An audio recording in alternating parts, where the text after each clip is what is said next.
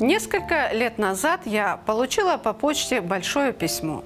В конверте было несколько тетрадок, исписанных разборчивым, аккуратным почерком и фотографии. Я стала читать. Перед моими глазами предстала история большой семьи, а с ней, словно в зеркале, история целого народа в его роковые дни и годы. С автором письма Юсуфом Гафаровым мы встретились в его доме в Крыму.